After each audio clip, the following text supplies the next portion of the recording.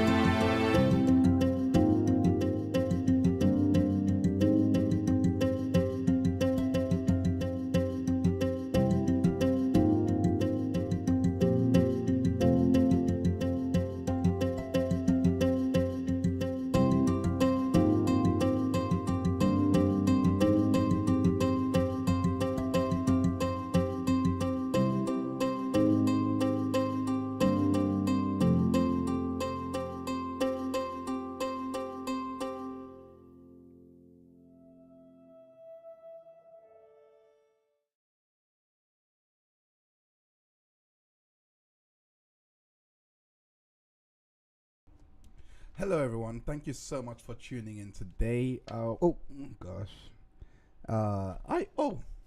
it has been so much force of a habit that I usually turn my mic off, but it's not off today. So I'm really happy about that. Hi, everyone. I hope you guys are doing well. Welcome to another installment of Hindsight. Let me just align myself properly. Right. And today we have a very, very, very, very, very explosive show for you. Because we are going to be looking into the Mel B case. I personally, I've not known about Mel B's allegations of abuse against Stephen Belafonte. I don't know how to pronounce his name, but I did not know about his the allegations against him. It's in fact, it's only the first time I heard about it. Couple of months ago. I think it was back in May. In some weird happenstance, I saw a couple of tweets. I think sometime back in May or April, and then I saw the ex-husband speaking out, Stefan. So we are going to be going into that, but first we have this segment called Ketchup. The Ketchup Squeeze, where I'm going to be going through the three stories, the three kind of weird, saucy in a way, one way or the other, stories happening through the week. So sit back, relax, and let us get started with the show, Hindsight. And yeah, let's see what's going on for this particular week. Let's go.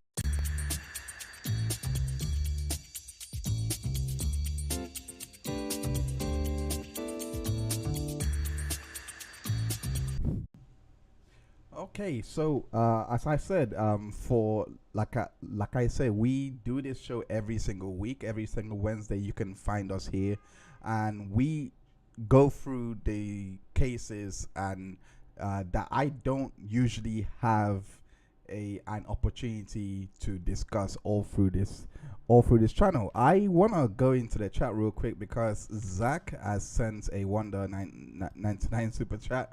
I appreciate you, Zach. Thank you ever so much for your generous donation. Thank you so much.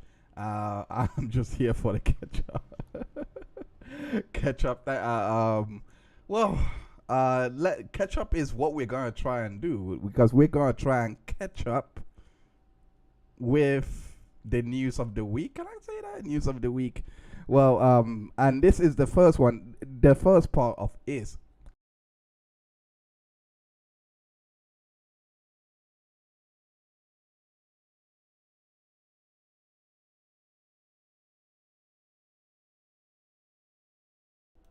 Mama.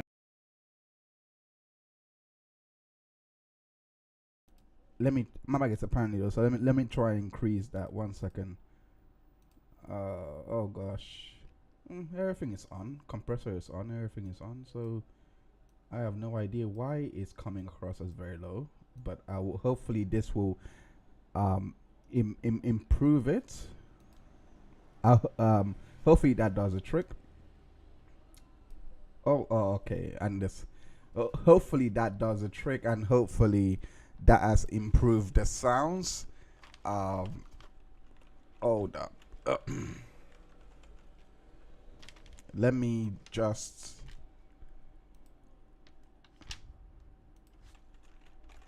Can you? By the way, you guys can hear me, right? You guys can hear me, right? Uh, because I'm hearing that there's a bit of sound problems as well. So hopefully that's not the case. Hopefully we have fixed all these problems.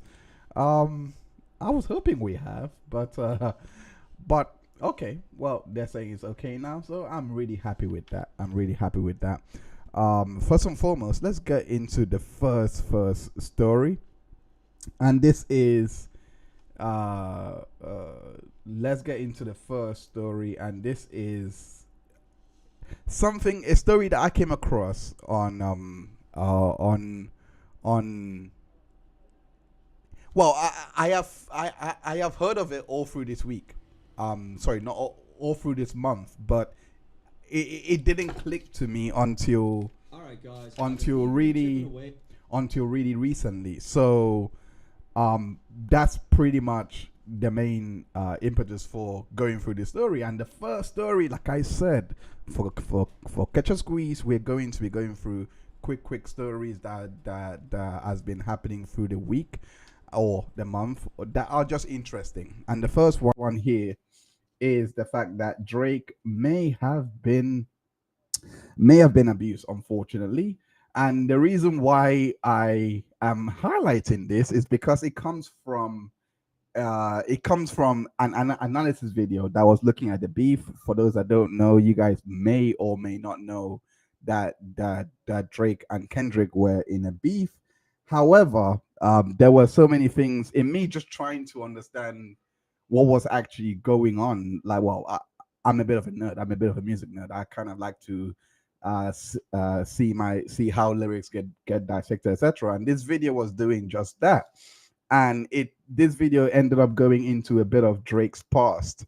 And this particular video was looking at one of the tracks during the beef, which was 616 in LA, where the guy was basically saying that Kendrick was rapping through the perspective of Drake, which is why it's not coming across as a diss, but it's a diss towards Drake because he's rapping in the way that he would rap.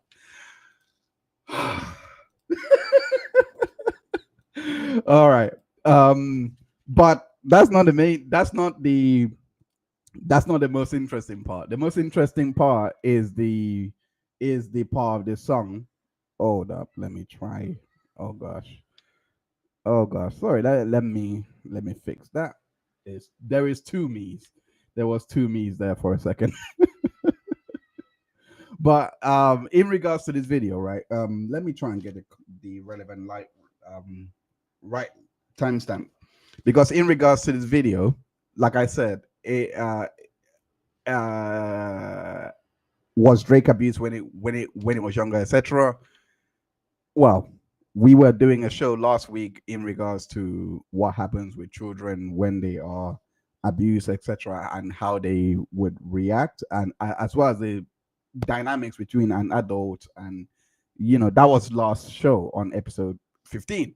However, this is not teacher or anything like that. This is just purely fandom, etc. And to be honest, it does deserve its own video. It does actually deserve its own video because um because just put it pure fact, especially with fandoms and stan culture and what was coming out in the beef. Wouldn't it be crazy if you could create voiceover? Let me get rid of the ads. Okay, so what if children are more supple to people like this? I'm not saying that Drake is anywhere anything like that, but this just came across as something really interesting to me. Let's take a watch. Wine. Yeah, I drink a little bit. What's your preferred beverage? Just wine. Like Jesus. What about, have you ever? Now, there is a huge difference in wine and wine coolers. Most men do not drink wine coolers. I'm talking about fruity drinks with soda and tons of sugar. Okay, so basically, he's breaking down the fact of the show. We are getting into Mel B's show. I'm just warming you up a little bit just to get the show going on. We are getting to the Mel B part, but definitely what he's basically going through here is the lyrics that was being deployed by Kendrick, and it was announcing that he likes wine coolers basically, and wine coolers are like cocktails, etc. Kendrick uses little keywords like this to let the listener know that this is not his life we're talking about. Kendrick's not drinking wine coolers, guys. Drake is the guy that loves wine coolers. That's pretty much all he drinks. And what's even more interesting is how wine coolers became his beverage of choice in the first place. Were you drinking white wine spritzer? I was. That's my drink of choice. It's basically my mother had a friend who I was always sort of like infatuated with. We used to go to her house and be poolside, and she used to like fill up a white wine spritzer, and she would like casually slide it and leave it there, and then she'd just show up with another one, and I always felt like she was trying to send me a message. So I've kept that a consistent theme. How we get it? Of course she was trying to send. That's completely inappropriate. How old were you? I don't know, like 15. But so I've kept that a consistent theme. That's kind of weird. Like, he is giving me the vibes that he was abused from a young age. Like, which is how he got into it, which was really weird. I thought that was the most interesting part of the thing to have learned throughout the beef, where is sex addiction, because that's what Kendrick was accusing him of, could have come from him being molested as a child, based on that story that he volunteered, which is very interesting because that's what 616 in LA was about. When you listen to the whole lyrics and everything, Kendrick is talking about how much he has actually changed from when they met on 16th of June. That's the one. 616, when they met in actual LA. So let's go on to the second story, and this particular story is in regards with someone that you guys may or may not be aware of, and it's she goes by the name of Tana Mongeau, and Tana Mongeau apparently was actually hooking up with Cody Ko when she was younger,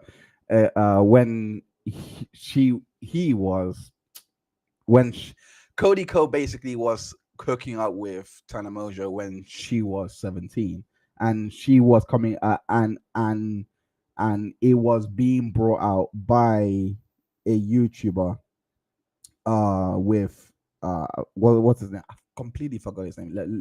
Let me try and find the original story. 1 second. Hold up. Apologies for this. Again, we are still going to gonna go. Oh gosh. We're gonna go into Mel B's story in a bit, and Stephen Belafonte. I just want to go through this really quickly because this was finding this out. It was D'Angelo Wallace. That's the one.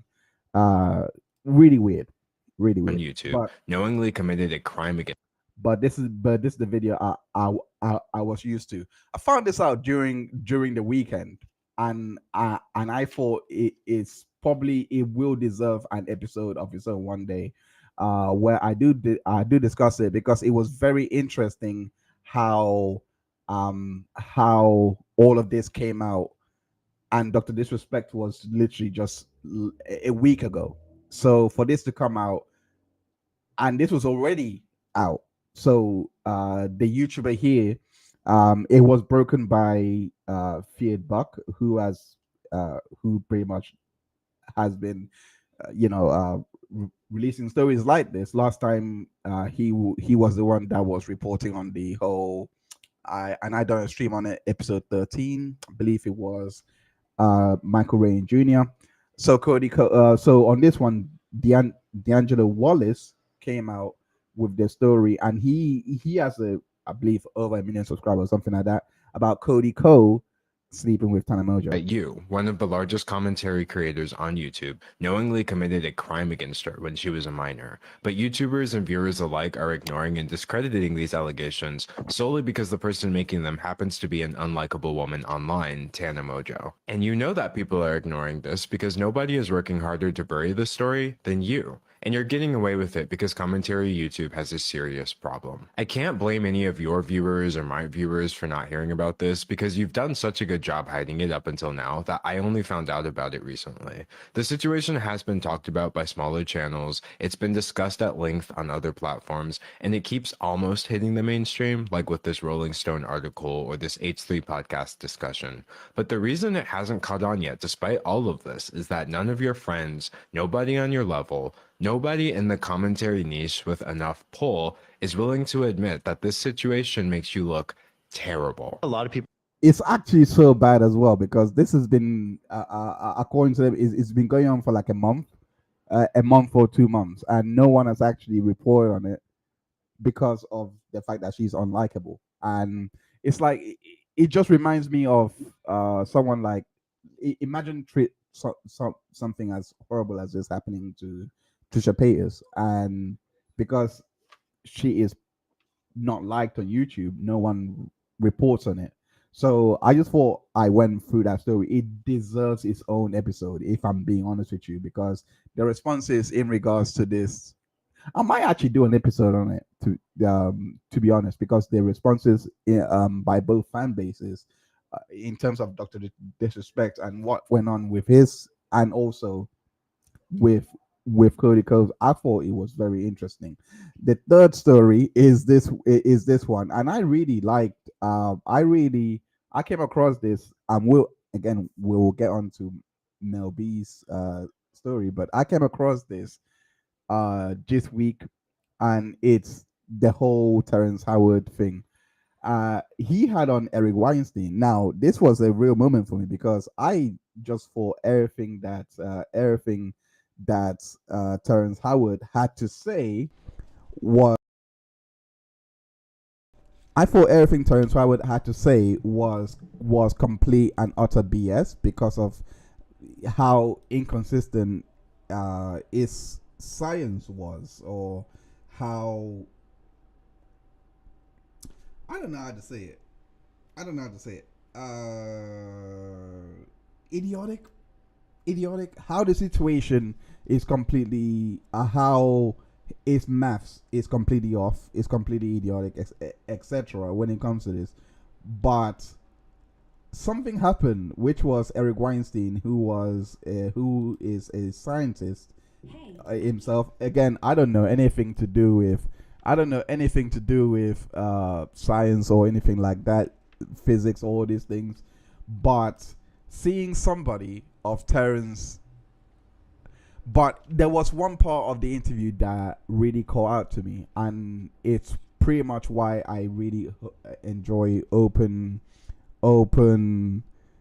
discourse, and why I really enjoy seeing it, because it's what the scientist said after he had broken down everything that Terrence was basically trying to discuss. So I believe, let me try and find out the relevant timestamp. I believe it's here. So let's without further ado, let's go to it. But yeah, it's what he said here. Not kidding around with this. You got to be Jesus Christ to figure that out, because most people, they have a good face. Terrence, let me ask you a question. Have I been fair to you this time? You've been amazingly fair. Okay. You've been very kind. Uniformly? No, I haven't been uniformly kind. You have. You've been honest. Well, you're talking to me about my heart. My heart is open to you. No, right? You've actually talked about the things that. Basically, this guy coming on here, there was a lot of things that Terrence was actually creating from the space that he was saying that he was operating in, and I can't find the. I wish I wrote down the correct timestamp, but it happened so many times that I thought, okay, cool, you can just get it on here. But it was the part here about with Neil deGrasse Tyson that I got here, that got me thinking, because he has actually found parts in mathematics that I don't know. I don't know how it all work, but he has found some things. But the way he broke it down, but the way that Weinstein broke it down here is kind of funny. That's right. You've given me criticism on things where I've made mistakes. You've told me where this is I've not offended available as a people. service in academics. I know. In academics, basically, it's a closed little world, and if you don't come with protection, we stab you in the eye. This idea that Neil said about why doesn't he just submit to peer review? It's I the did. biggest bunch of shit I've ever heard. We've in my got life. 2 papers, the geometry of the proton. Did you get to see that? Can we pull up the Neil stuff on that I prepared on that page? Okay, so this is what he's basically talking about is here. We could see something that is very revolutionary coming in because if, again, I don't know the society at all, but if they do allow open conversations, maybe we might actually discover a new way of doing things. Who knows? But it was just quite. I think this is about what I want to declaring that what's in it is either right or wrong or worthy of publication or not. Okay, yeah, that's not that's not the part that I want, because what he was basically saying, it was Terrence got insulted in the worst way academically because of everything that he was spewing, like 1 × 1 = 2, etc. So he was being called Dunning-Kruger. But the truth is, he has actually found some shapes hanging around that space that is a mistake. Basically, it's long to explain, but I believe this the part. It should be this part. This is let's go above. This is Neil deGrasse Tyson. Just so you don't feel bad about yourself, talking about me and my theories based on a question in an Ask Me Anything. That's not it. Will you be able to talk to Eric Weinstein about the new convention and the bioweapons convention? Discuss neoclassical economics. Shall we discuss whether or not random mutation is the true engine of neo-Darwinism? Is that reasonable? Or do some of these crazy people who say, I don't know what it is, but random mutation isn't powerful enough to build proteins because stability is too difficult? The sad fact, Joe, is that you built something that has some credibility. And even though you think of it as, I just like having conversations with people and a lot of them are fighters and I'm just a meatball, we don't have any other place. We can't go to the National Academy of Science. It's too politicized. We can't go to Harvard. You saw what just happened with Claudine Gay, who's still a professor. That's it. We've lost everything. And I think that was the most takeaway out of that whole discussion, because I know that a lot of people were clowning this, but to me, when I watched it, I was like, okay, if these guys have nowhere to go, then what is science? Because I thought science was supposed to be a place where people can go to exchange and try out and test ideas. So and again, like, I didn't take anything Terry was saying seriously, because mathematically it sounded off, and I don't know maths or anything like that. But coming to find out that everything that he was actually talking about, if I could find, I'm not gonna play the clip or anything like that, but I just want to get the shapes that he was actually being able to create. And it looked, oh damn, where is it? I really wanted to share this because it looked really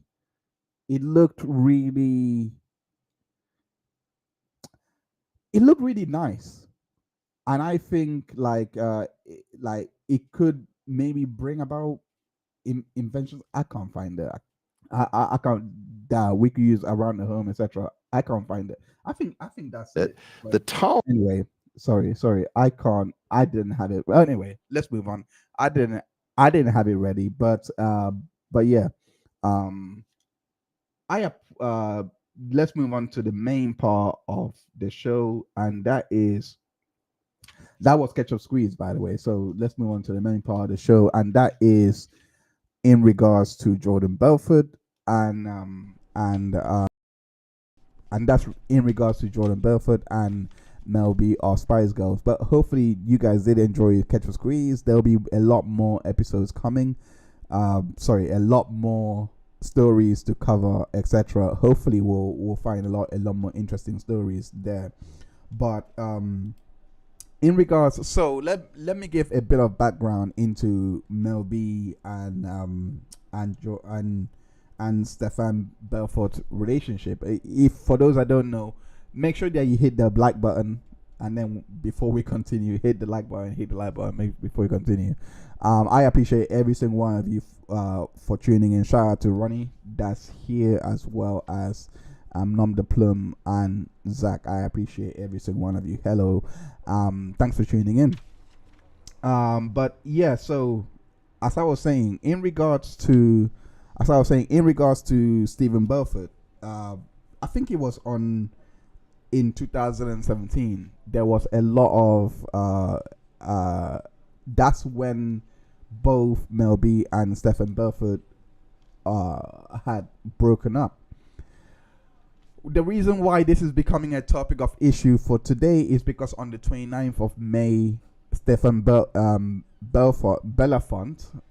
don't know how to pronounce his name, Stephen Belafonte had sued Mel B for defamation. Defamation in which it was due to her new book about, and this particular book goes through their relationship and the allegations that she was making back in 2017. This book is now out in 2024. So she has decided to sue Mel B for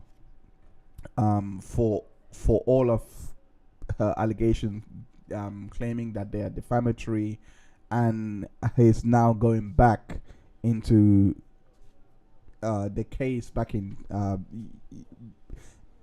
he's now contesting the abuse allegations that she has made against him back in 2017. This interview was very interesting for so many reasons. So many things stuck out to me. But I'll be very, very honest. And I'll be very, very honest. I am a very open-minded person. So I was watching the interview and I still cannot call it. I'm going to show everything. I'm going to show you the parts that I find interesting from the interview, why I can't call it a lot later on. So we're gonna be going into that. So but for those that don't know, Mel B had made a lot of claims of abuse against Stephen Belfort. She claimed that he had trafficked her as well as physically abused her, and it was horrific back then. It was horrific. Random girl says Belafonte. Okay, Belafonte. Okay, thank you so much. But yeah, so Belafonte. Yeah, so let's just go into his interview. Because there are some. The interview we're gonna go in much later. I'm getting ahead of myself. So let's go back into 2017. Is what I meant to say. Let's go back into 2017 and look at a lot of the allegations that she was making back then, because back in 2017, that's when they had received the divorce. Now, let me just get this up for you guys to see. What possesses you to have so many tabs up? It's beyond me. Am I the only person that I've got so many tabs up, and I have no idea why I've got so many tabs up. But yeah, let's go into the first story. So this was back in 2017. Oh.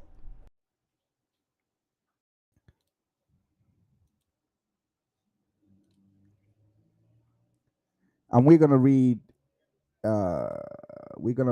It titles the court documents from the divorce petition. So there was quite a few things that was happening around this time that has to be pointed out. The one thing that was happening around this time was it was the fact that she had sued not only Stephen Belfort, sorry, not sued. She had taken out a TRO against Stephen Belfort and also the nanny.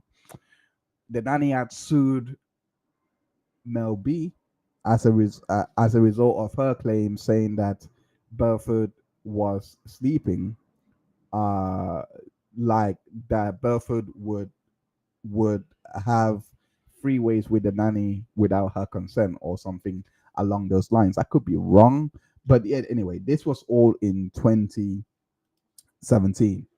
So let's just go ahead and read this article here. So it basically says Melby's estranged husband has responded to a divorce petition in court documents acquired by. Apologies for those apologies for the background noises if you've heard them. Anyway, goes on to say Belafonte. Okay, goes on to say he has requested joint custody, etc. And in her legal papers, Mel B, who has two daughters from the previous relationship, I didn't find out until recently, was with Eddie Murphy, and I did not know that, but that would be the previous relationships.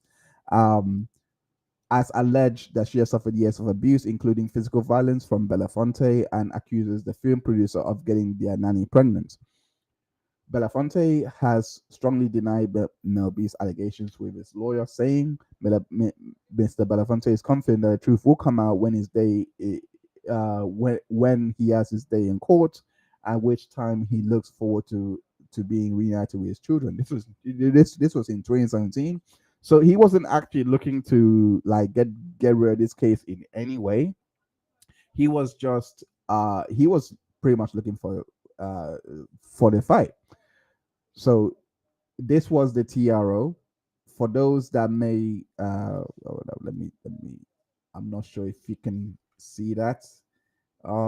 It's pixelated. I couldn't find the actual court documents, unfortunately, outside of this. It is pixelated. I'm not sure if you guys can see that. Yeah, you guys can't see that. It's very pixelated.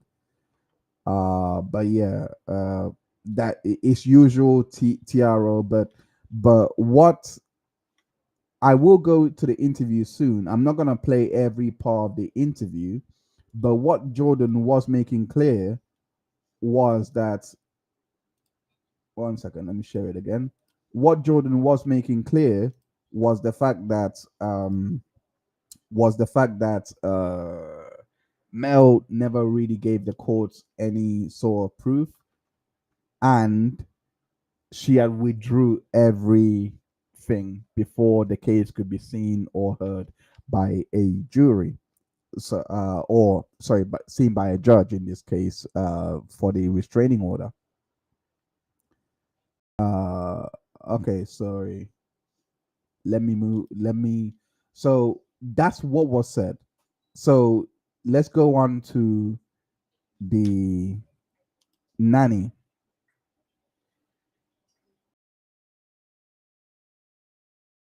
All right, so this was the Daily Mail story that was covering at the time.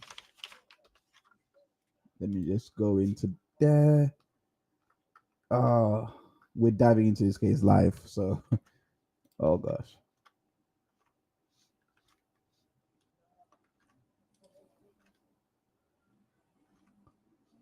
Okay, so here it is. Court documents reveal the horrific campaign of abuse which former Spice Girl claims her monster husband waged against her. The papers, which follows the singer's applications for a temporary restraining order, because we can't read, I'm just gonna, hopefully this will share enough information. It says that she was subjected to racial slurs, as well as emotional and physical violence in front of her children. The 41-year-old alleges that she has had millions taken from her, and claims Stephen treated the nanny as his wife, even impregnating her. So this was why the nanny actually did end up suing, which we're gonna go into as well, because the nanny actually did sue her for $2 million, I think it was. Anyway, moving on. For that statement, Mel states in the documents, I am in fear for my safety and that of my children. Likewise, the respondent's emotional and physical abuse of petitioner in the presence of the minor child is tantamount to abuse of the minor child. So this is what she said he did to her. That image there, and that is him. That is Stephen Belafonte, and that is the family. I don't know anything about these guys, so I don't have any bias towards these two in any way. I don't have any cause to, but anyway, moving on. He said he would destroy my career and take my kids from me. He threatened to release sexually explicit videotapes, claiming I would never again work in the entertainment industry. That's revenge porn. Mel also claims Stephen calling her a effing monkey in a racist slur during a campaign of terror. This could have happened. I have no idea. I can't read it. Can you guys see that? Is it? No, I think that's blurry again. Yeah, that's blurry. That's too blurry. Can I see it? Okay. Anyway, we've got his defamation complaint anyway, so we can always run back on this. We can always run back on this, but anyway, all of this was what Mel B what was going on in regards to the emotional violence. Let's try and see if I can read it. I can't read it, can I? I tried doing this before. No way. Yeah, unfortunately. Put it this way: I'll put all of this into the description so that you guys can go read it in your read up on it on your own time. But basically, she was alleging physical and emotional abuse. She claims he treated nanny Lorraine Gillies as his wife, telling Mel that she raises the children better than her, and she is a younger, better looking model. She alleges he gave her tens and thousands of pounds of Mel's cash, including 300 grand for nanny services, and claims she was paid to have an abortion after she fell pregnant with his child. The court documents come after Mel B obtained a restraining order application against a estranged husband, Stephen, alleging he abused her and physically, mentally in front of her children and coerced her into taking part in threesomes throughout their 10-year marriage. So this was again. So I will stop there. Because she made a lot of allegations basically, and all of these allegations has been rebutted to today by Stefan. But let me try and find that article. One second. Let me try and find the article by the nanny, because it's here.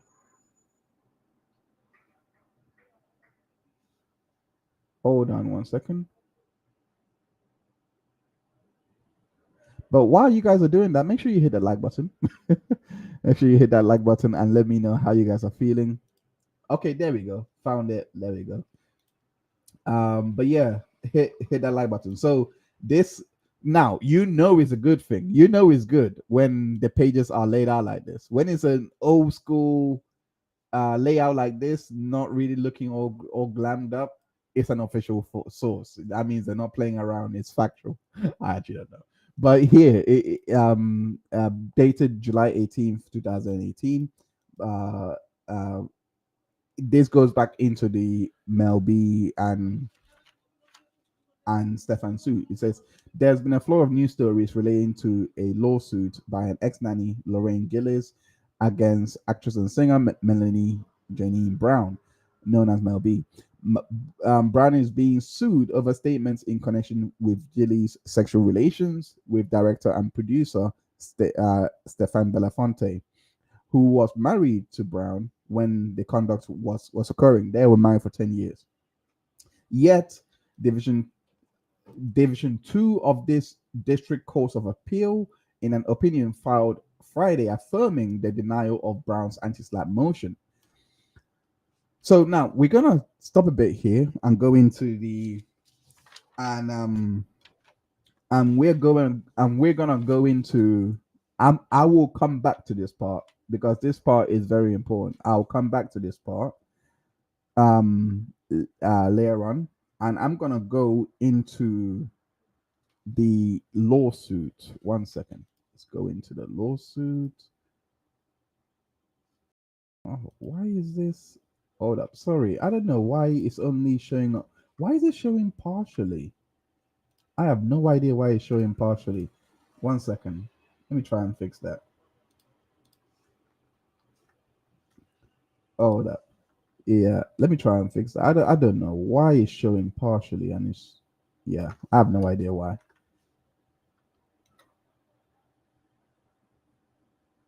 Okay. Hold up. Okay, so anyway, so let's hopefully you guys can see that. So let's go back up to 6. So paragraph 6, this is the statements of the case, and this is the defamation filing by Stephen Belafonte. So following a 10-year tumultuous marriage during which Ms. Brown repeatedly harassed and mistreated Mr. Belafonte, Ms. Brown filed for divorce. Ms. Brown exploited the divorce proceedings to abuse and harass Mr. Belafonte, including depriving him of access to his daughter for several months and having him removed from his home. Notwithstanding Ms. Brown's efforts to brand Mr. Belafonte as a violent spouse and unfit father, labeling him as a monster and an abuser, Mr. Belafonte has had primary custody of I don't know the name of the child by the way, so I have no idea. During this time, Ms. Brown has barely maintained a relationship with MB, visiting her in the United States only once during the past 4 years, and she had primary custody. Oh wow! Even though she has flown to the United States for work-related appearances and tapings on multiple occasions, inter alia America's Got Talent. So the reason why I stopped on the nanny and I'm going through here is because there's a lot of story in regards to what went on with the nanny, and the nanny actually responds to the allegation and why Mel settled. So this part here is the part I'm gonna go on because we're not gonna go on to the interview, but I'm gonna read out this part. It says in 2017, Ms. Brown withdrew the temporary restraining order against Mr. Belafonte in the family court proceedings after it became clear that she had no evidence to support her false allegations against him. And more importantly, after Mr. Belafonte came forward with documentary and other evidence showing that the falsity of her allegations. Nevertheless, the damage had been done as a result of Ms. Brown's false allegations of rape, illegal pistol possession, coitus trafficking, production of illegal corn, domestic battery, and child endangerment. Mr. Belafonte has lost access to his home and children. Further, Mr. Belafonte was treated like a criminal and subjected to raid of his home conducted by the FBI, the Bureau of Alcohol, Tobacco, and Firearms, ATF, and local police. Investigations these bodies of law enforcement concluded in no criminal charges for Mr. Belafonte. Having abandoned her battle against Mr. Belafonte in family court, Ms. Brown decided to spin a false narrative about Mr. Belafonte in the court of public opinion, knowing that the public will be more sympathetic towards giving her a large fan base and status as a famous internationally renowned celebrity. In contrast, Mr. Belafonte is not a public figure and does not enjoy the same capability to control the public narrative about him. Well, he is going to be made a limited public figure in regards to this particular case. So he is a public figure. He has got his wish now. He is definitely a public figure now. But of course, what he's obviously trying to say is that he was the less popular of the two, and he was not going to get the benefit of the doubt that has been afforded to Mel B and to compared to him.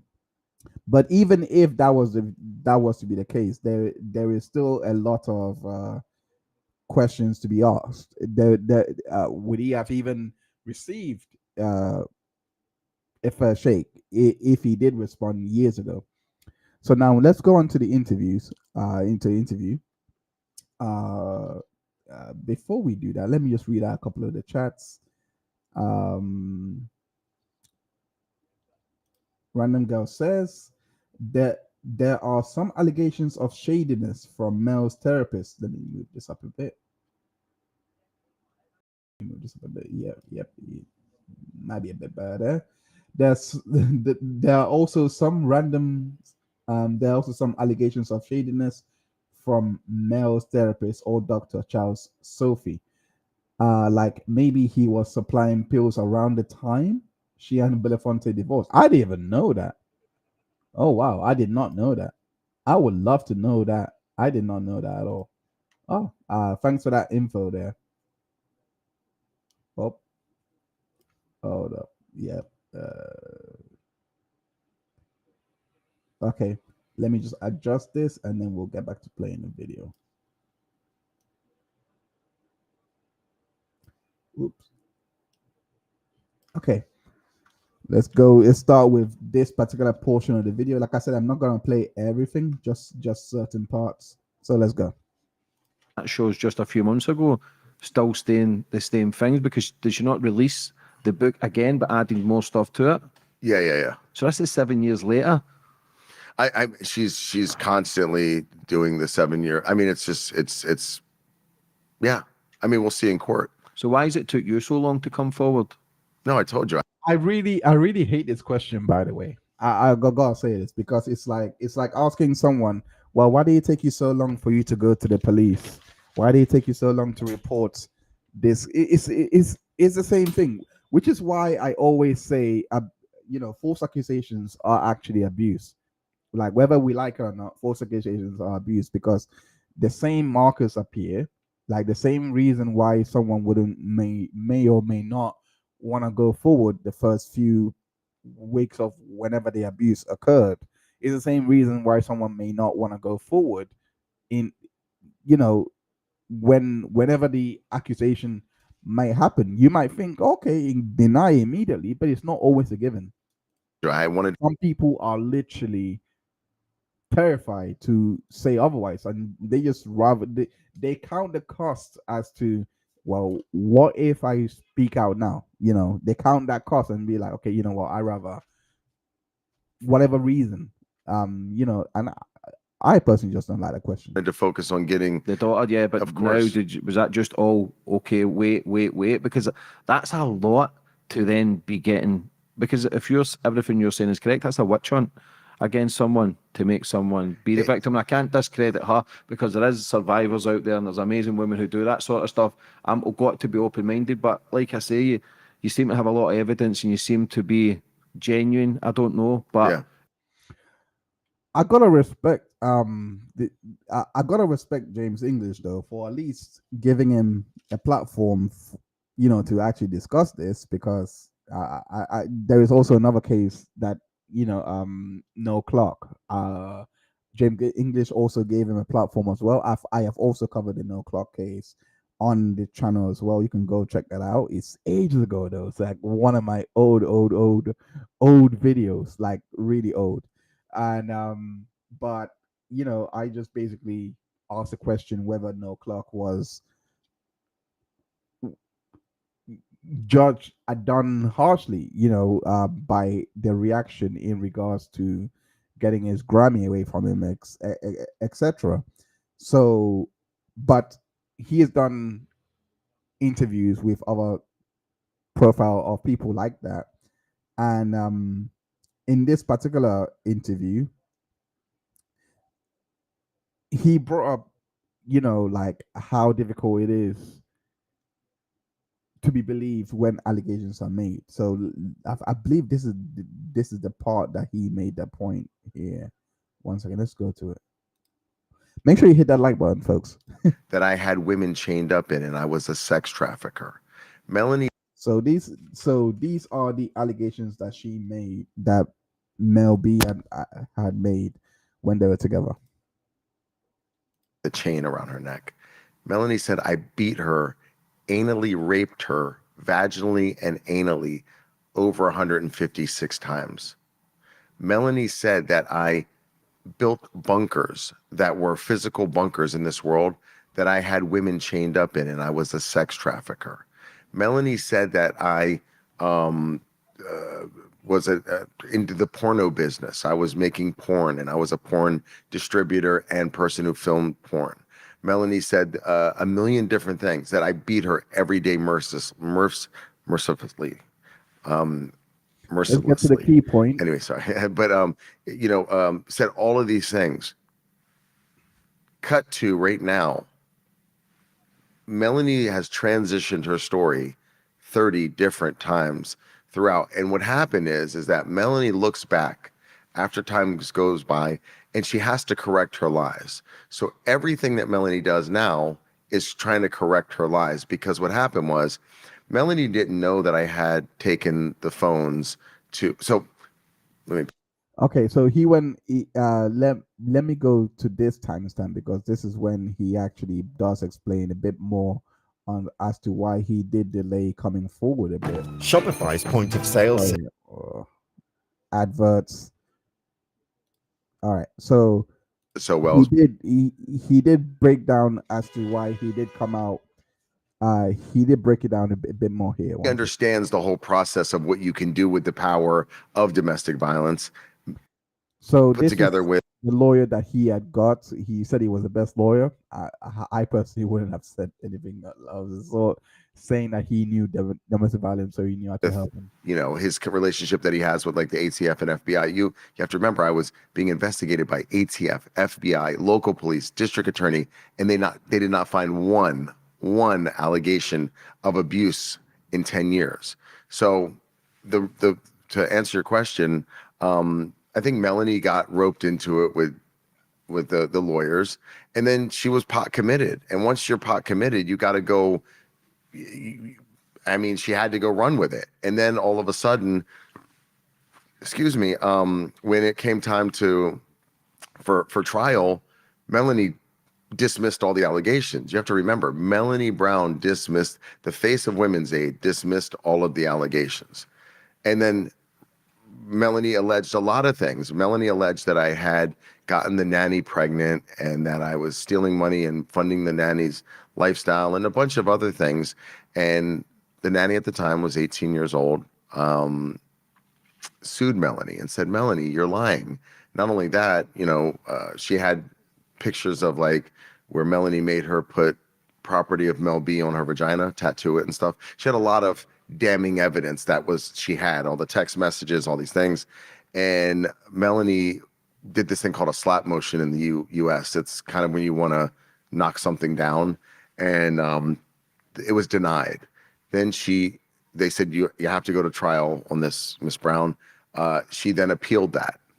Then she lost that appeal. It went all the way up to the Supreme Court, which is pretty big. And the Supreme Court said, Miss Brown, we're curious to know, there's something to be heard here. And Melanie immediately the next day paid the girl $2 million to be quiet. All right. So that was him. Why did no? So okay. So that was the babysitter story that I was telling you about. That we're gonna go back into now. So that was the babysitter. That he made this allegation here. This is the first time me hearing this allegation, first and foremost, because I only came across, I only learned about the his response to it and his denial to it first. That's what I heard first. So I, as much as I didn't have much thought in regards to learning about the abuse and learning about the DV claim, it was very interesting for me to learn that there was this horror person in the whole lawsuit um that had sued her. And it was very interesting for me to have learned that that he it was very interesting for me to have learned that not he, she had withdrew from going forward with the whole DVRO listing that she had that she had applied for. Dr. Sophie is a psychiatrist who works as a celebrity marriage psychiatrist. I have no idea. Okay, let me look up Dr. Sophie. But before we move on, Dr. Sophie, okay, is it Charles Joseph Sophie? Is that the one? Because it's quite a few doctors.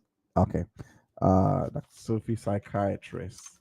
Yeah, it is Charles Sophie. So this is the Dr. Sophie that chat is referring to. He has spoken with Dr. Phil, etc. All of those things. So that's him basically there. I don't know anything about. So you guys will know a lot more about what has gone on here. You guys would know a lot more than I do about what had gone on, with Dr. Sophie and all of that. But let's go. But this is the part that because he goes on to explain why he took so long. One second. No one ever asked these questions. Melanie, why did you pay the girl $2 million without going to court? Melanie, why did you dismiss all of the allegations with Stephen? If he beat you and raped you, why would you allow him? I had zero custody. Remember, I had zero custody of my daughter. Melanie dismissing all that stuff allowed me to get 30% of to be able to see my daughter, who was a young child and a female at that. Why wouldn't a mother? I wouldn't do that. You'd have to kill me. I'd have to be off this earth in order, if you did something horrible to me, to relinquish my daughter to you. Then as time went on, Melanie had to figure out what it was. So she'd look at a situation and say like, oh, there's a picture. You have to think of this. Melanie would say, there's a picture of me going to the hospital and I have bruises on me. I went to court and I tried to fight for her to show her hospital records. She wouldn't do it. I couldn't get past HEPA law. I spent a bunch of money trying to do it, to have Melanie show the things that she said. Melanie's really good at walking in a room, and she's very convincing. And she says, I've got the records right here. And that is so interesting. So he has actually tried to get her to submit some kind of proof to the courts, and she has run away each time. That is very interesting. I never knew that. So going into this is the as I was telling you about earlier. This is involving the babysitter, the nanny in this case. So make sure you hit the like button, folks. By the way, also folks, I have also done a poll, and this is did he being Stephen, I should have actually put his name down, he being Stephen Belafonte, did he actually abuse Mel B? Yes, no, need more info. 2 votes so far, need more info. So yeah, that's pretty much it. So you guys, if you can get voting on that, on what you guys think, based on the little snippets that you guys have seen so far, based on the little background. Do you guys believe that he did abuse her? Let me know. We're gonna continue to peel back the layers in this. So anyway, it goes on to say because this case involves allegations of sexual abuse, and MB and SB have a minor child, we do not use the names in the opinion. We refer to MB as appellant and go on to MB as appellant, SB as ex-husband, and LG as respondent. Moving on. Lou's attempt to hide the identities of the party was okay. That's not what I want. Right, because anyway, all of this, basically, this entire website is basically the Court of Appeals in regards to secretizing public matters and wanting it to go off. So they were criticizing the decision that was made to not have this case go ahead. So I'm not gonna read all of this because I'm not talking about the decision, but I am gonna go into the details here that was brought up by the nanny. So I'm not gonna read all of it. Is basically what I'm trying to say, but I will leave the article in the description so that you guys can go read for yourself. But it basically says here, within a few hours of the opinion being posted on the Judicial Council website, London's Daily Mail was reporting on their website, Mel B's former nanny has won an appeal lodged by the singer to hold a defamation case against her. Daymail.com has learned. That means the former Spice Girl will face a jury trial over claims she called Gilles a homewrecker and a prostitute in legal papers. A battle which, if she loses, could cost her a whopping $2 million. At 12:58 on Friday, blogger Sean Martin, a professor at the University of San Diego Law School, commented on the case, saying, "I'm all in favor of using abbreviations to shield the identity of litigants in appropriate cases. So even in a civil case as here, if there are allegations of domestic abuse, personal sexual conduct, etc., and there's minor child involved, it generally makes sense to omit the actual names of the parties. Yet this one of those rare cases in which doing so makes little sense." He noted that the reports on the earlier developments in the case were all over the place. Now, this is the part here that I want. Hold up. This is the part here that I want. Hold on. This is the one here. Okay, it says in an April 12th article, London's Daily Mail described the LA Superior Court litigation as a bitter 7-month battle in which lurid allegations of kinky sex, drug, and alcohol abuse and allegations of domestic violence, vehemently denied by Belafonte, made headlines. Gilles' complaint, which appears online, alleges my sexual and employment relationship with Melanie continued for approximately 7 years until September 2016. So it came out here that the nanny and her were actually in some kind of sexual relationship. During my time with Melanie and I had sex sporadically, sometimes having sex multiple times in a week, and at other times going months without sex. On the other hand, I have never had sexual relations with Stephen, or Stefan in this case, I don't know, it's called, without Melanie's instruction and without Melanie's actual or apparent consent. The only time Stephen and I had sex when Melanie instructed Stephen and I to do so. When Melanie herself invited her husband to join us in the bedroom, at which point Melanie would often serve as the cameraman and record the sexual encounter and take part in the menage a trois herself. The reason why I went here is because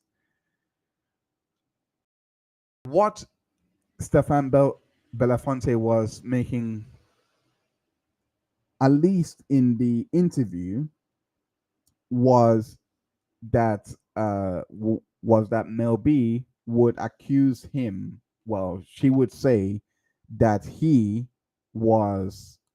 had forced her, basically, as she basically put trafficking. He had basically forced her into having sex with other people without her consent, and that's what she was basically saying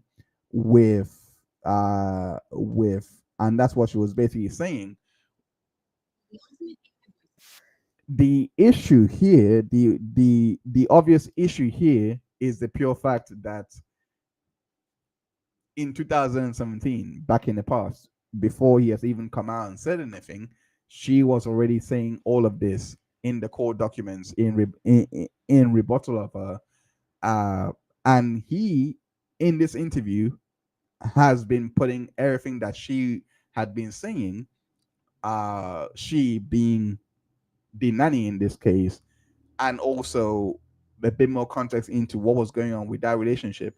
It does actually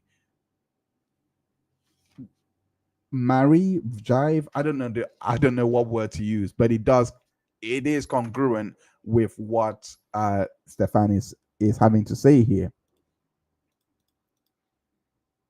It's because, you know, she this story that she keeps telling everyone, she wants it to be real. But we had cell phones, we have text messages, we have emails. Melanie was in other countries sometimes for 2 or 3 months with the kids by herself, partying on yachts and doing all these things. I couldn't even get to the country. She was in Australia one time, I think, for like 3 months. And I couldn't get into Australia because there was a problem. Sorry, here the part that I'm going to hear is him denying. Sorry, this is what I was trying to get to in the first place. But yeah, this part here is him denying the physical abuse. And before I play the video, Nom the Plum says it's really hard to claim a celebrity selling out of court as she did with the nanny. It's a sign of guilt or innocence. They sell all the time just to make a nuisance claims go away. That's true. I think he did say, I think in the interview he did say that I think he wasn't questioning. No, he was questioning why would she settle in regards to the night. No. He was questioning to why would she withdraw all of the DVRO applications when it comes time to actually fight them. So I know he was saying something like that, but I believe he brought up the nanny story just to say, oh, she just withdrew it all out of nowhere. I don't think he actually has a comment in regards to that story and saying, oh, she did, or they definitely know that, or definitely didn't, because I don't think he knows what's going on there. But definitely, I agree with everything Num says, because I am the same thing. I am the same way. I don't believe setting out of court means anything. You've seen me on here defending. I'm like, okay, I don't really care. Like, you know, if two parties settle out of court, they just settle out of court. That's all it means. They just come to an agreement. It doesn't mean one is innocent or one is guilty. Obviously, we've had some obvious cases like P Diddy, for example. We know how quickly that case was settled out of court. But let's be honest, without the video proof that came out months later, it still would have meant nothing. Like, in terms of, it wouldn't have meant Cassie was after his money and vice versa. P Diddy, it still wouldn't have meant the same thing if the video didn't exist. It's just so happens the video obviously existing now means that, yeah, there's a lot more tooth to that bite, or there's a lot more meat to what Cassie was claiming. But that's with the assistance of a video. Usually, when all things are considered, you know, when it comes to settlements and all those things, usually it's just it doesn't mean someone is guilty or innocent just because someone has chose to settle. Ronnie says sell out of court could also be that Mel didn't want the negative attention on he or her his or her family. I'm guessing is what you're trying to say.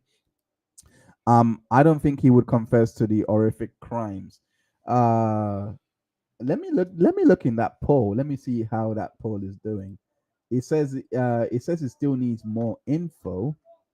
It says it still needs more info. That's it, but that's about it. So yeah, people still need more info. So I don't know if he's done this. If I'm being honest, I do think it does help that the nanny in this case had gone on record to actually say, no, no, me and her, we have always, it's always been on her direction. It's always been, you know, because that that rebuttal is very important, because that's was kind of Mel B's a lot of claims to do with him, because she claimed that he was very, that he would play her, cheat on her, etc. All of those things. So for that to come out the way it did, it's surprising. It's surprising. Nom de Plume says, I can believe his claim. Mel was persuaded to claim DV. And filed for TRO by a divorce lawyer. This appears to be standard practice, particularly in the US. I can believe that as well. I can honestly believe that as well. Because yeah, I do think that I don't know. I don't know how divorces actually work. I don't know if lawyers do think, okay, claim DV so that we can get more out of divorce. I have no idea. But um but I wouldn't put it past them either. Card receipts with pictures of her name on it, of her emails saying, hey, my card's not working at the hair place, make sure you get it working, to the accountant. Doesn't Melanie doesn't maybe I don't know, I don't understand. Like, what about the bruises and the scratches? I think it was America's Got Talent. She said she had to take a night off and you were banned from ever being there because of the abuse. Just to be very clear, I was never banned from America's Got Talent. Never in my life. I don't know where she got that from, but I'm sure we can depose and bring people to go. I've been to America's Got Talent myself. Probably, if I had to be honest with you, maybe 4 times. Maybe 4 times. Because obviously, all right. So there is a lot more denial. I'm gonna go into the part in which he explains. This is your brain when you're struggling to focus. In which he explains, he explains why he's actually bringing the case to Melanie. If you stop the party, you're controlling. Yeah. This was the most important part of me here, because everything, especially in regards to emotional, I think this point here that he brought out here is quite interesting, and I will explain in a bit why. When I would tell her don't drink or don't do drugs, that's controlling to Melanie. If you stop the party, you're controlling. Yeah. Deflection. I mean, it sucks. I mean, listen, you said you had a problem with drinking and drugs before. I think we've all gone through our little things. If I took that away from you, were you my friend, or you wouldn't like me, would you? At the time, you'd probably think, fuck off. Exactly. But after, if you come through the other side, of course, you more appreciate it then. Of course, but not at the time. Yeah. So at the time when it was, not to do this, it was like, oh, he's this. And guess what happens? Then the Klingons come around and they love to have fun with Mel B, because then they take a picture. Right. So the reason why this stuck out to me is because of the pure fact of, well, you know how they like to, not they. I'm gonna go off in a little bit of a tangent here, because the reason why this one stuck out to me is because of the pure fact of control, in a relationship. Like, what can you tell your partner to do? What can't you tell your partner to do? Something can be seen as controlling behavior if you tell your partner to do XYZ, but at the same time, if you're dealing with someone that's having substance issues or substance abuse issues, at the same time, it would be seen as controlling that at the same, you cannot do basic things, and you're not, because they are saying, no, don't do this because this will happen, or don't do drugs, or don't do this. I think this is interesting because, and I hate to bring it up again, but of course, Amber Heard, because I would love to know how this will be treated or dealt with, because Mel B is a face of women's aid, for example, and I will get to the other side. I will bring this all is to go soon, because, like I said, I can't call it, but I am rolling, or I am highlighting the parts that I believe do work for him, and we're gonna go into his defamation claim soon.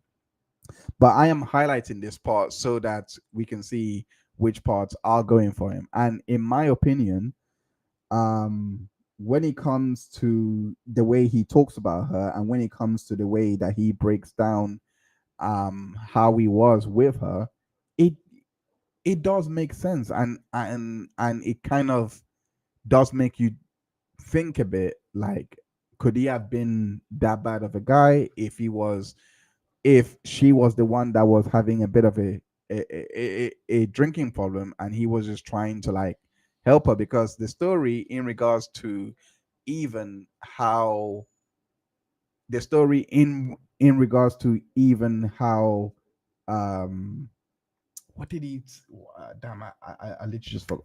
No, it was in regards to the story in regards to her even damn it, it was in regards to the alcoholism. I completely just forgot. I completely just forgot. My bad on that one. But it'll come back to me at the right time. But this part right here, because the previous part, it was in regards to if you tell her what to do, she'll think it's controlling. And that one, what, and when he said that, that was going in direct rebuttal in regards to the claims that Mel B was making back then of him being controlling. This next part right here is going into how he feels what she's doing with survivors is like. Point across. But I think Mel's actually putting women's lives in jeopardy. I think in a very bad way. And I'm going to tell you why. And this is the part that genuinely made me like think, okay, there might be a bit something more into this. Somebody who's never really went through the things that she's talking about, like a psycho guy who would chain you up, beat you, force you into things, control your finances, do this, that, or whatever. You'd have to be completely like a serial, absolutely numb. Absolutely, that's the first thing that really popped out to me, and I'm gonna explain how the similarities are, with Amber Heard and with Mel B. I'm not saying that her claims do not have merit or substance, but it's just we'll get onto it. We'll get onto it. obsessive like maniac, right? To do all this stuff. Well, what Melanie's showing people and telling women that have come from these real horrible domestic violence things, she's putting their lives in danger because she's giving them advice or showing them things that probably isn't the smartest thing to do. If there is a guy that's that psycho and crazy and nuts or whatever, rubbing stuff in his face publicly all the time might not be the smartest thing to do with any person. But Melanie's telling people and showing people a way that she never had any abuse. So she's giving bad advice, and that bad advice could actually hurt somebody who is really dealing with somebody who's psycho and crazy. Was she ever? That's a very good point. Right. And I can't deny that's a very good point, because the reason why I say that's a very good point is because that is the risk that you're running. Let's say that it is all false, right? That is the risk that these people are running by giving, because you are going to give the worst advice because you haven't been through it. It might not even be practical. Like, I'm not going to give examples of some of the advice that she has given, but I do know what he is trying to say, because he's trying to say some advice are situational, and it's not going to be a blanket fits all. But when you are speaking as a survivor, your advice, whatever it may be, could come across as a blanket fits all. So I'm not saying that this is the advice, but I'm just using this advice as an example. Like telling someone to leave immediately, get out of there, might not be the best advice, right? But if you've been in through it, if you've been through a legitimate claim, you might be like, before you leave, make sure that you are staying with your mom a lot more, or staying with your dad, or someone that you're close with. Make sure you're staying with them before you even think of breaking up with the partner. Make sure you're with them, or something like that. I can see what he means. Is what I'm trying to say. I can see what he means by is dangerous, because end of the day, you don't know where that advice is going to be interpreted. You don't even know the weight behind the advice. Is basically what I took from that. So I do agree with him there. I think that's a good point that he brought out. And when I heard that point, I was like, oh wow, maybe he didn't do it. But that was just from hearing that point. Let me go into this part here, and then we're gonna go into the lawsuits that he's done, the defamation lawsuits.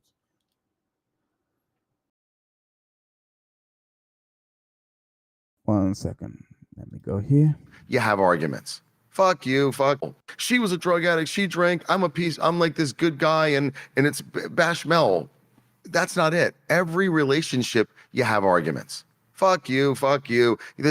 I didn't beat her. I didn't control finances. Melanie could use her card. She could Melanie emptied all of our joint money out of our accounts at the end of our marriage. I couldn't do that. So if I have control, how come Melanie can do something that I can't do? Like there's a million different things. So it's not that Melanie was this bad person. Melanie's a great person. Melanie's a very funny person. There's a lot of amazing things about Melanie. What Melanie's doing with this lie and trying to line her pockets or make this her new thing. We don't communicate or haven't talked in 7 years. Melanie, in our personal communications, we don't communicate directly. We connect through an app called Family Wizard, right?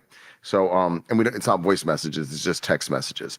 But in the bottom of Melanie's messages, Melanie Brown, MBE. Do you understand? Like, for a woman that was supposedly beaten and tortured, and I'm this horrible guy and I'm crazy and she doesn't even know how dangerous I am, why would Melanie want to? It's like she's throwing it in my face.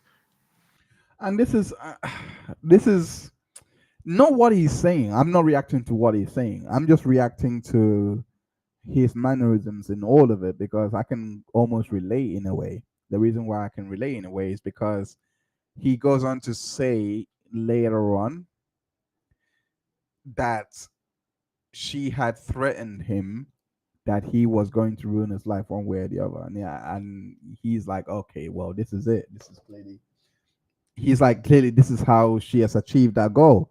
So when I look at that, and I'm looking at him, I'm like sometimes he come across as non-linear, or he comes across as non-coherent, the thoughts are not. And I could tell that because it's kind of, in a way, you're trying to tell yourself, something didn't happen, but at the same time you're like, how can I tell someone something that didn't happen? It sounds confusing. You know what I'm trying to say? Things like that can push someone to be like, I don't know what more to say, kind of thing. But everything that he had basically just gone on there, the one thing that he was supposed to do, and he's always done, is a flat out denial. He was like, I never beat her. I never done anything of the sort. Now, is it possible that he may have just been a dick and have completely just made her life a living hell emotionally, that she turned to drinking? And because of the drinking, she now finds some solace in it, some kind of, and then he didn't like it, and all of these things happened the way that could be the case. He may have not been completely physical violent or anything like that, but he may have been a complete dick. That's, who knows, right? But the main point is, if someone hasn't beaten you, then I would like to know why you are saying they did, because that's a bit, I'm trying to say, that's a bit it's not the best of news. Basically, you see, like when that happens. So let's go back into the lawsuit. This is the lawsuit that was filed. Miss Brown issued a public apology to his fellow spies for shutting the door on them, keeping distance from their relationship from their during their marriage with Mr. Belafonte. So this is a couple of the texts that he said she was, that she acts with him. Since reinventing herself as a spokesperson for abuse victims, Miss Brown turned her life into a full-blown career as a charity ambassador for Women's Aid. Like I said, in regards to Amber Heard and what she did with her activism is the same thing that you get, that that he's saying that you're getting here with Mel B, because what Mel B is doing with her activism is very similar. And as pointed out with Nom de Plume earlier, the similarities are apparent. But I'm hoping this is not the case. I'm hoping that she is being truthful. He had denied the abuse, and it's not even like one of those denials using the court, but he's actually saying no, I never actually did it. Like, and he's asking questions. Like, I'm looking at it and I'm giving him the massive benefit of the doubt. It's not a bad question to ask. Why would you withdraw from the application? Because it's not even like, even if we go back to like the Depp v. Heard case, we know that she withdrew from, she being Amber Heard withdrew from the TRO or DVRO proceedings and chose to settle the divorce. So that is something that has happened, but it's not a blanket. It doesn't mean just because it happened there that then and Amber was lying about that situation doesn't mean that she's also lying here. But anyway, but she's basically saying, but he's basically saying, and gain further celebrity from a book written to profit from those lies. Upon information and belief, Miss Brown is enriching herself through her charity ambassadorship at Women's Aid.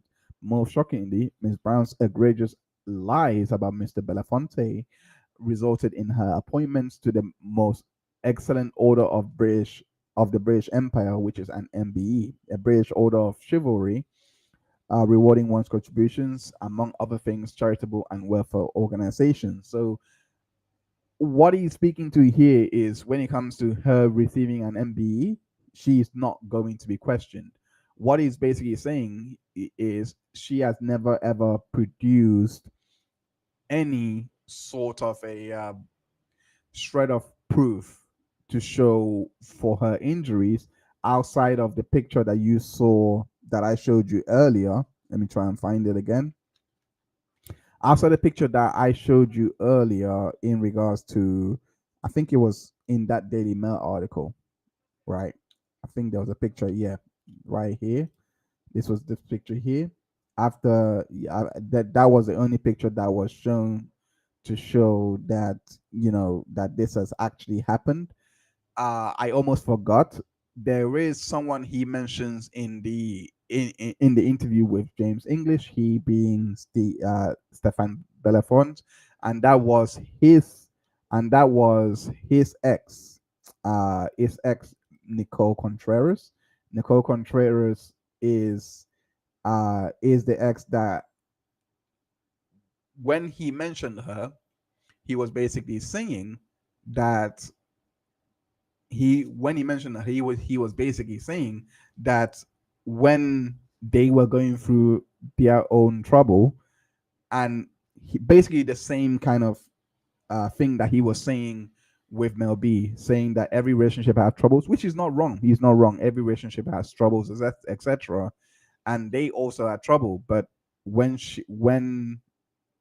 Nicole was retelling the story, had allegedly, changed a few details, but Nicole herself had also come out and said, that I believe she has been through hell, and spoken in support of her DV allegations. This was in 2017.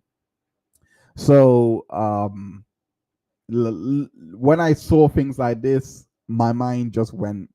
I was like, okay, I'm right back to square one. I don't know what to believe anymore. So let me continue reading on. So he clearly has some more exhibits to go through. So let me try. He clearly has some exhibits to present to uh to back up his claims. Let me go into. So it is, where is it? It's in Florida. So it's in Florida. The defamation claim is in Florida. It's in the state of Florida. Okay. Moving on. Okay, so facts. I think this is what I need, but there's a part here. Which part was it? Oh, well, okay. All right. Oh, oh.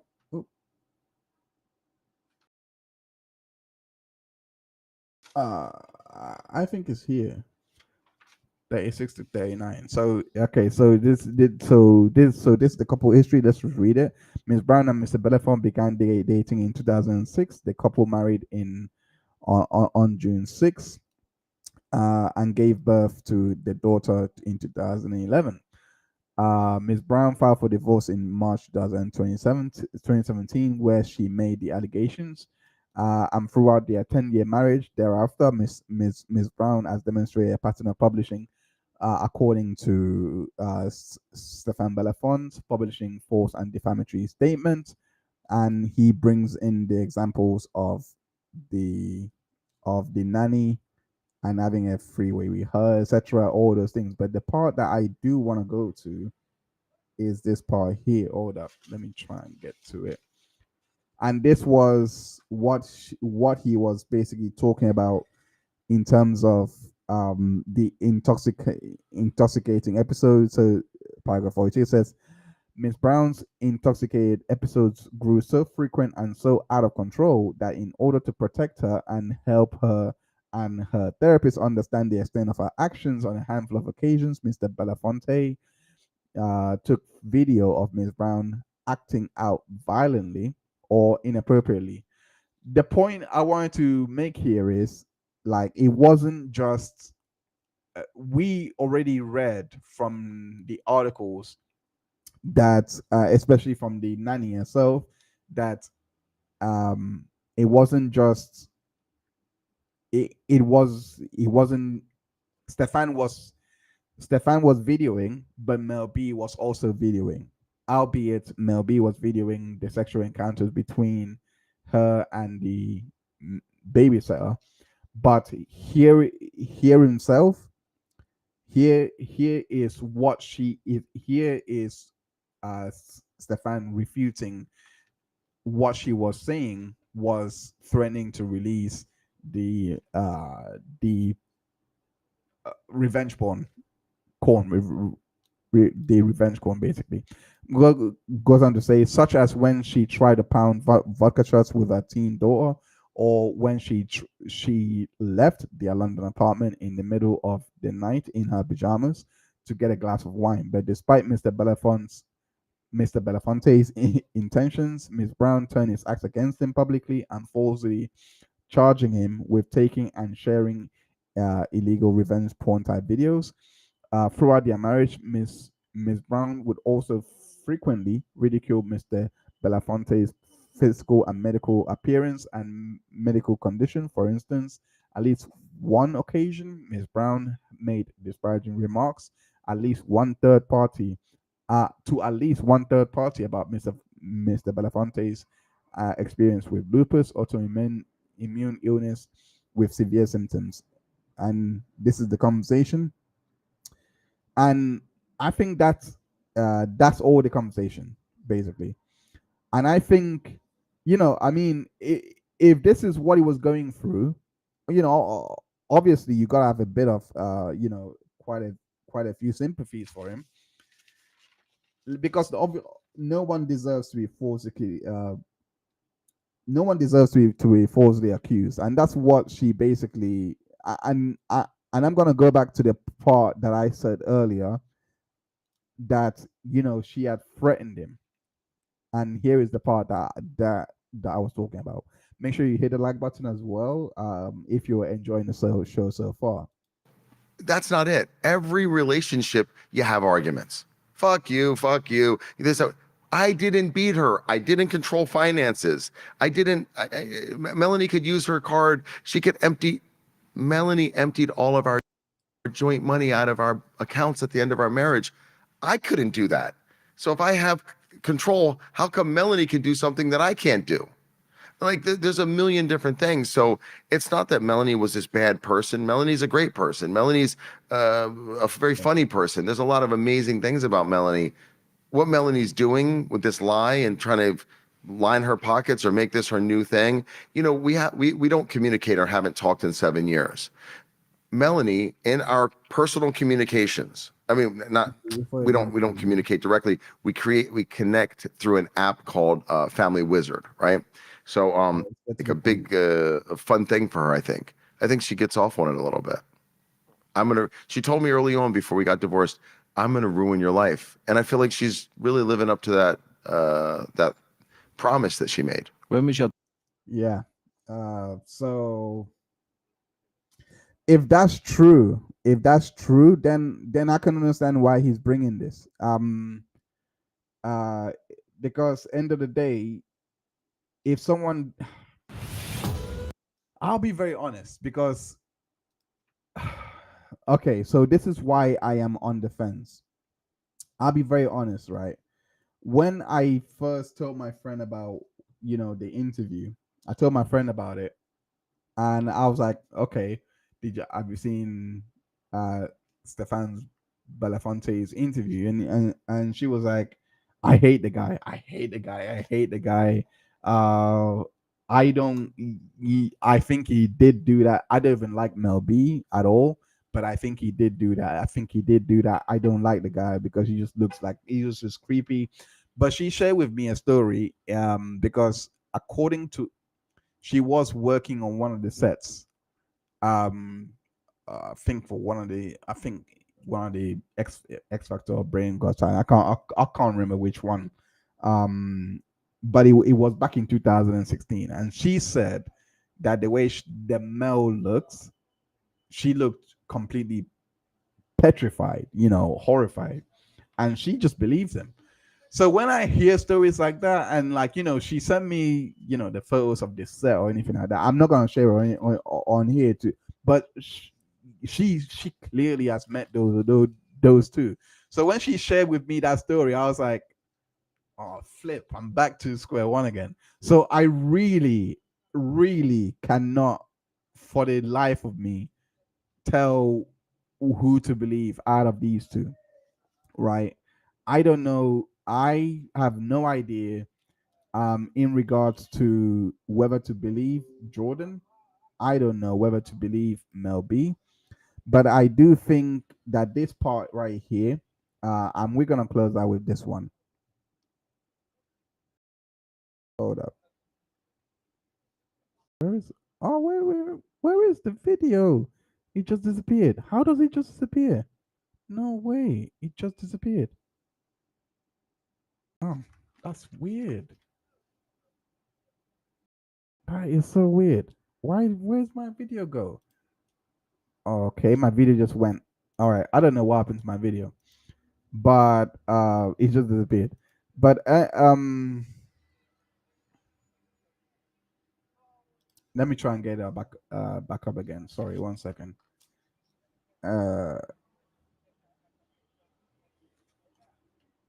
Oh, hold up. Flip neck. Sorry, guys. 1 second. Let me just get it up. I have no idea. Where did it go? All right. So, yeah. So let me got it back up now. Yeah. So, this is the part that I wanted to share. So we're gonna end on this part. Health and try to. And this goes back to what you were saying, but before we do end on there, let's just go into the chat, please.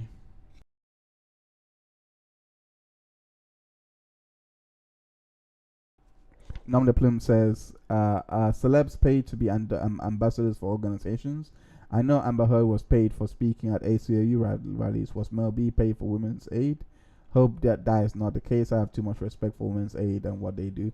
Yeah, they do. Unfortunately, it's for endorsements because they do bring in.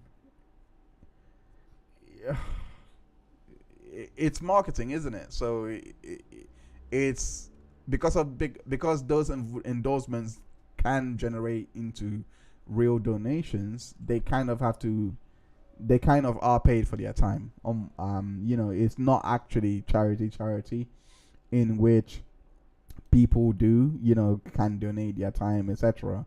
But when it comes to celebs, etc., because they can open the doors to people bringing in more money and more donations, they do get paid for speaking at their speaking engagements, unfortunately. What a Nom de Plume says, yes, I agree. He has focused a great deal on her substance misuse issues, which may be his get out of jail free card. She says she has a lot of evidence to prove her case, so watch his space. I am going to be definitely be following this one. It's just of course we have his complaint and we have his receipts in there, so I would love to see how she reacts to the alcohol substance issues, because it's not just her that's claiming substance issues. He can, I don't know whether she can say no, but he can always call the nanny to obviously be his witness. So we never know, because the nanny also did allege that she would, unless I'm mixing up the two, I hope I'm not mixing up the two, but I believe she did make the allegation that she did enjoy a drink as well. I'm not sure if it was just the sex that she was talking about, or maybe I'm mixing up now, but it'll be very interesting to see how this lawsuit pans out, because I'm pretty sure he must have the nanny on lockdown, and we will see what she says as well. So let's just close things off with this.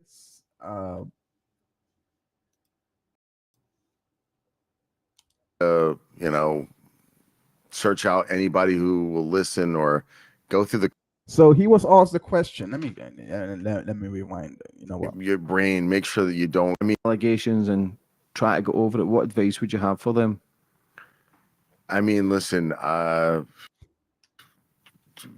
Your brain. Make sure that you don't go. I was in a very, very bad mental place because of this. Really focus on your mental health and try to, search out anybody who will listen or go through the court system. You know what I did? I regret it so bad. I should have never settled. I did because I didn't have my daughter. So you got to remember, once again, Melanie had complete control of our daughter. And I didn't. And I wanted my daughter so bad. And like I said, I didn't give up anything to settle. I got everything. So, but what I didn't do was I didn't put something like a statement or confidentiality or something or whatever. So Melanie has a bigger platform. Melanie's a celebrity. I'm not. So and that's interesting in regards to what he said right here, to him choosing to settle, because he's saying that he regrets doing it. He regrets doing it because obviously them settling meant that he could not revisit the case again, and she could. And the fact that, and it's kind of funny as well that he says he never put in the confidential clause, because if he did do it, then clearly Mel would not be allowed to repeat these allegations again, because he was settled back then, but she's repeating it now because there was no NDA so in place, which is rookie mistake, really. I actually thought NDAs came part and parcel of settlements, but no, apparently you actually do have to put it in there. It's not actually mandatory. So I didn't know that, but yeah, but the most important part out of everything that he said is the pure fact of like I don't get the vibe that he is. I don't get. It's hard for me to get the. I could be wrong. It's hard for me to get the vibe that he's lying because of the pure fact of I I I know what he's referring to when you're going through someone. It's a very unique experience because you know what's going on up here, and you don't even need to sound crazy. You don't even need to put on that you sound crazy. You will sound crazy because because you're trying to refute something that doesn't exist. So you're naturally going to sound crazy, and I do think he does sound crazy in this. Just trying. So to me, that's bar number one cleared. I could tell that at least he believes he was falsely, accused. Nom de Plume says, I don't think the nanny will be seen as credible witness. She has already tried to sue for defamation and has her own reputation to recover. Okay, I don't know what the nanny has done. I don't know what what the nanny has done in regards to her own reputation, but I do know that if Mel has had, lost the anti-slap and had chose to settle with her, and if that's the case, I'm pretty sure that Mel's uh lawyers would have told her get a confidentiality so that she can't speak on it, which I believe that regardless NDAs does not produce preclude criminal liability, but it will mean that if she does come onto the stand to speak for Stephen Belafonte, then she'll be very limited to what she can discuss. So I do remember that part. So yeah, it's going to be very difficult for if even if he can call the nanny, it might be very difficult for him anyway because she is still going to be bound, by the NDA that if she did sign one, because now learning that Belafonte didn't even sign an NDA with Mel B, it's likely that Mel B may not have even offered the nanny any NDA to sign, so she could just roll up and just speak her mind. Who knows? But in regards to what he was saying there, in regards to Sterling being a mistake, I can see why he says that because end of the day, he could have had the opportunity to fight right there and there and put it all to bed. That is what I'm thinking he means by it being a mistake. But yeah, let me know what you guys think about this episode of hindsight with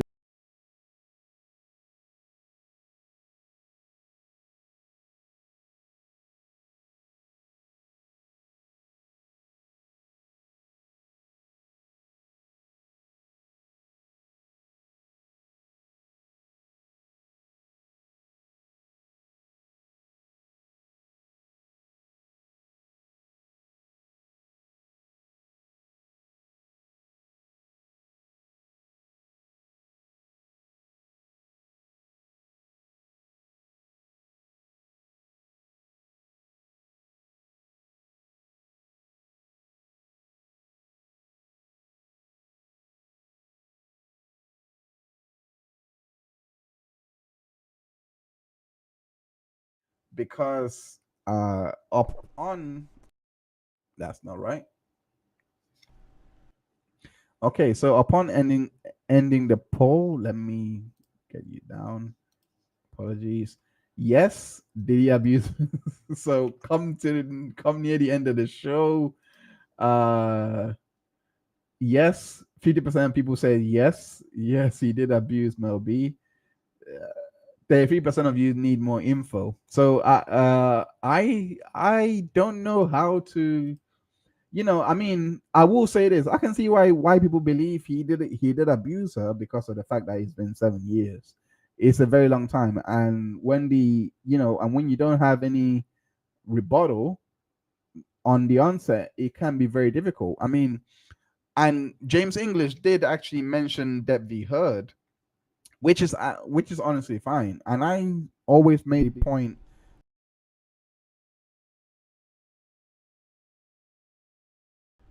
we know that Deb V Heard, we know that Deb V Heard is.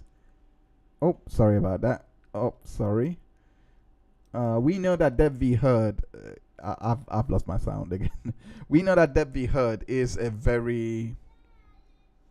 We know that Deb V Heard is a very important case, or very well known for this particular thing, and James English brought it up in this particular case as well. However, I don't want it to be a case, and I've always said this from the get-go. Not every case is like Deb V Heard. Let's be honest. Like, there are some great examples out there, but not every one of them is like Deb V Heard. And I don't want it to be like, because I don't think it looks good, especially when you have a TRO out, and then it just looks like the same shades that Amber Heard had pulled.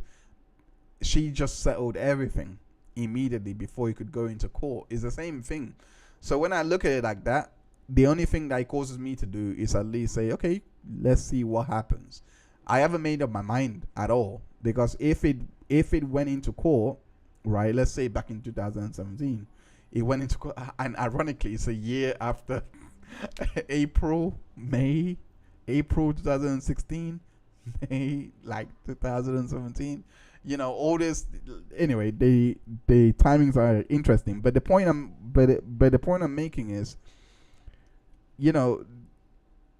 despite there being a lot of parallels with both these cases, right? Deb V Heard, made during to the public, made to the media, and when it comes to the time to go down the trial, settlements, which is exactly what happened. He settled, and she has continued to republish these allegations, and it now turns out that this is his moment to be like, yo, I'm not gonna have this anymore. And he is responding now, and it's 2024. 2017 was a while ago, and now he's responding 2024. I don't think there's a time limit to all these things. I think if you're going to, keep repeating the same thing, you are likely to face a lawsuit at the end of it. And what I'm trying to say is that I don't know how to call it. I don't know how to call it, but I definitely will follow this case and will update. If there are any updates, if it does settle, we will do another stream, and then we will discuss what happened. But based on this particular stream, it is just like I've discussed in previous streams, right?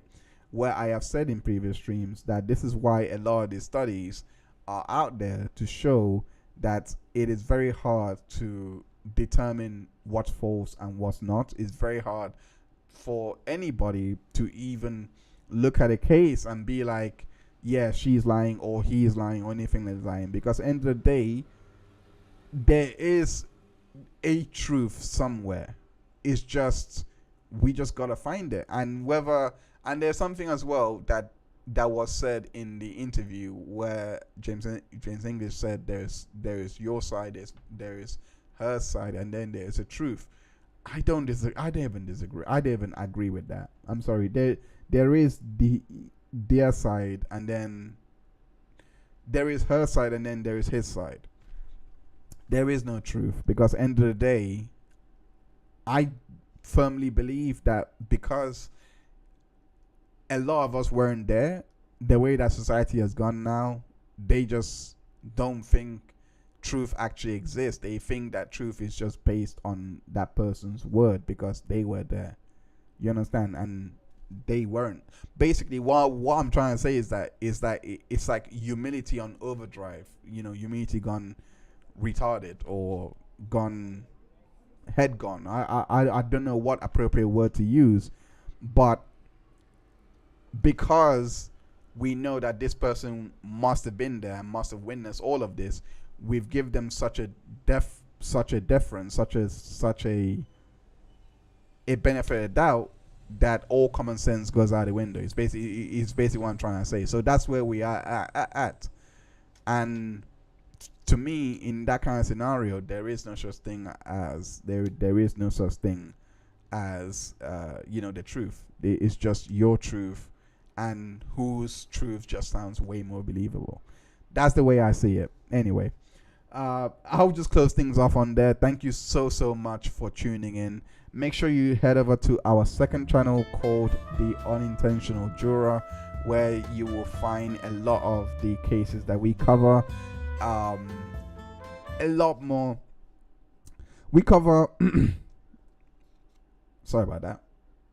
Anyway, we cover a lot of cases on that particular channel, and that is my live stream channel, where the cases where we go through, where we're covering the Laura Owens case this Thursday. Make sure you head over there. Is from 1:30 Eastern time. Make sure you head over there for that stream, because we are going to be providing updates in regards to Laura Owens, and and that particular case, there is no question, there is no doubt, that one is definitely a false accusation. If you've ever seen one, we're going to be going through that with IT Goatee Brad, as well as Hey Bells from the Justice for Clayton community. So I cannot wait to go through that false accusation on the second channel called Ketchup Court. On this channel, there is I am currently working on a new video. It is in regards to Karen Reed and whether she was framed, or and also making the argument of her being guilty as well, based on data and facts. So that should be out next week. Hopefully I will get that done. And yeah, there is a lot more content coming out on the channel, especially some new Ketchup Man content. So yeah, thank you so much, every single one of you, for tuning in onto Hindsight. Thank you so much for rocking with me on this Wednesday. I'll see you on the next episode of Hindsight, where we shall be back with a new story. Check out the community tab section, where we're going to be announcing this week what we're going to be talking about next week. So without further ado, I'm gonna leave it there. Thank you so much for tuning in, every single one of you. Nom de plume, Ronnie, Zach, I appreciate your super chat. I do appreciate you. Random Girl, thank you so much as well for tuning in. But yeah, and everyone that might be lurking or watching this back on replay, thank you so much for tuning in. That is all I have time for. I hope that you guys did like this format. We shall be doing this format a lot more now. I just need to get acquainted with it, but I hope that you guys did like it. Take care of yourself and have a great day. Bye bye and take care.